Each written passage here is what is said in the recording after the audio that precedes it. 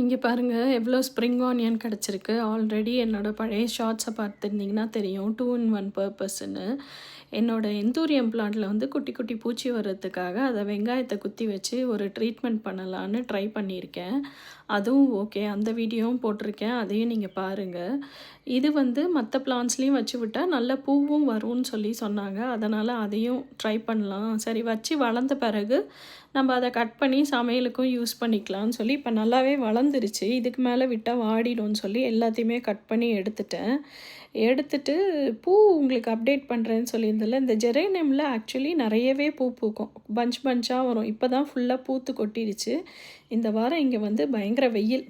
அதனால் என்ன பண்ணினேன்னா, நான் எல்லாம் அந்த கன்சர்வேட்டரியில் இருக்கும்ல, எப்பயும் காமிப்பேன். கன்சர்வேட்டரியில் இருக்கிறதெல்லாம் கொண்டு வந்து இங்கே ஆர்கனைஸ் பண்ணி வச்சுட்டேன்.